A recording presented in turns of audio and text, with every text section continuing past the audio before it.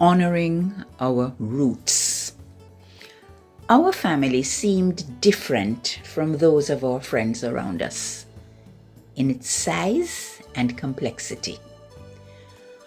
With a 23-year age gap separating the oldest and youngest siblings, it meant, firstly, that all of us would never live together in the same house at the same time, and secondly, that the first set would be adults while the last set were still infants, never peers playing together.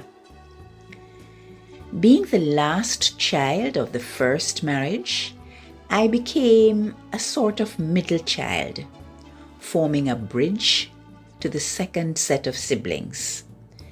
I am not certain when or how it happened, but I know that I developed a desire to become a constant among the changes, and as much as I could, to foster unity in this diversity.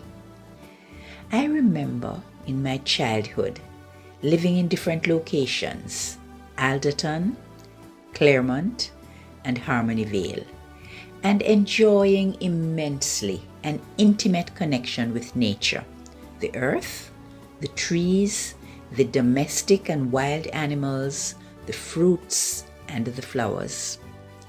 In a 2-year stint at Harmony Vale, I often felt like an only child, or sometimes one of two, with my brother Winston. At Claremont it was more of a crowd, but the large expanse of land provided space to find freedom. Many relatives visited us, mainly from Kingston, Alderton, and Harmony Vale, but they would come and leave. We would visit my grandmother's, then we too would leave. At 15 years old, after passing ordinary level exams, I moved from home and boarded elsewhere for my final 2 years at school for A-levels. I left Claremont for Kingston at 17 years old, but returned to visit frequently. I was 25 years old when I migrated to Barbados. On reflection, for me, a physical home was transient and elusive, but I always felt an unexplainable connection with my roots, the earth, and my family, dwelling with me anywhere in my spiritual home. Perhaps this made family reunions very important to me, not so much the place, but the people. Viewing Joy's extensive collection, we found only a few photographs of small family groups during the 1960s and 70s. However, many more group photos appeared in her collection after the family's migration to the United States. Starting in 1980 at Grant Avenue in Brooklyn, New York, many family gatherings took place. That was the new home base for the family, and having the time, the space, the means, and the open invitation, we gathered for many celebrations. Some of these took place around birthdays, graduations, weddings, and occasional funerals. For example, at the weddings of Melanie, Bev, Dave, and Natalie, at the funeral of our stepfather or father in 1990, our grandmother in 1991, our brother-in-law Errol in 1994, and our mother in 2017. Our mother's 90th birthday had also been marked by a gathering at Rio in Ocho Rios in 2013. The family gathered in Barbados in 2000, and also in 2015 when I celebrated my retirement. Other reunions involved going back to our roots in Jamaica. The first of these gatherings started in Ironshore in Montego Bay in 1988, continued in Miami Bay in 1998, Claremont in 2007, Rio, Ocho Rios in 2017, as well as in 2022. Grand Bahia, Runaway Bay in 2018, and Moon Palace, Ocherius in 2019. After 35 years, we have returned where we started, Montego Bay.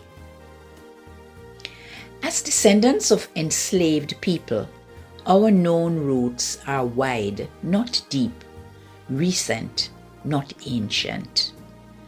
Over the past 3.5 decades, this diverse family has sought to celebrate its roots, focusing on the line which we have in common. Last year, it became evident that there's a desire to add a parallel family tree, the Johnsons. This year, brief information is also being shared on other trees in the grove, the Fullertons, Simpsons, Greens, and the Meads. Hopefully, both the documentation and celebrations will expand and continue. Such exploration of our roots can help us to deepen our understanding of where we have come from, who we really are, and where we can possibly go. Roots are of different types: tap roots, fibrous roots, aerial roots, adventitious roots, large roots and small roots, deep roots and shallow roots. What they have in common is that they offer nutrients and support to the tree. Without roots, there are no trees. While traveling recently, I was introduced to the peculiar feature of the olive tree, which is indestructible, growing a new shoot at each point that the stem rots or is cut away. It is ever the same tree. I believe that our roots have provided the values on which our lives have been built. Looking at the members of the Fullerton line who have passed on, our grandfather, Alexander, modeled for us the attribute of love of family and the practice of industry. He acquired much land and farmed on what would be a large scale in those days, providing for his family a good life. Our widowed grandmother, Etmira, continued in his footsteps with family and industry, but also showed us godliness and charity. I will always remember her putting aside breakfast and dinner in the kitchen every day for the indigent John Brown, as if he were a member of the family. Our mother Esmin was a master of all 4 values, showing us love for God, commitment to family, how to work hard and use our talents fully, and how to give selflessly even to strangers.